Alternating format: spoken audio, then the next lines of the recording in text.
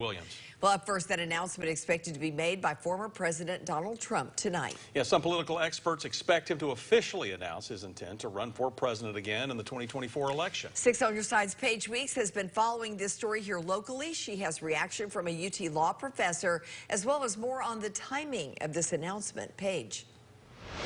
Lori and Bo, Trump's announcement comes at an interesting time for Republicans. According to our political expert, if Trump does choose to make a run for president once again, he could meet several challenges along the way.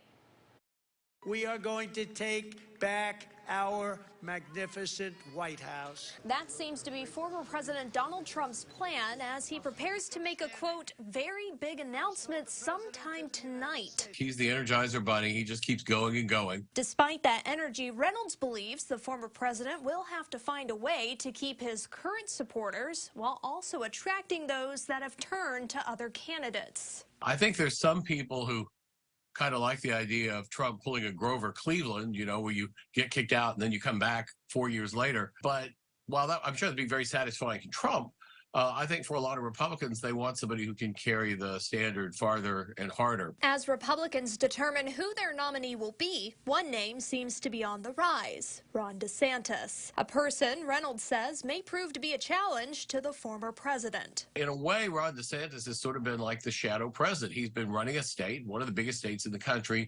He did COVID. He's done well with his economy. He's done a lot of executive stuff. So Trump is, doing what politicians do. He's trying to take him out early. But I think it backfired on him. That backfiring refers to recent criticism DeSantis received from the former president following last week's midterm election. Coming off a big election when he won a colossal victory and turned Florida red, DeSantis was not weak, and it was a bad time to attack him. Despite any attacks or backfires, Reynolds says former President Trump seems poised to give it his best shot. I would not be shocked to see Trump start barnstorming the country with rallies. That's kind of one of his signature moves, and he can turn out a crowd anywhere still. So that, go where you're strong, that would be something that I would expect him to do.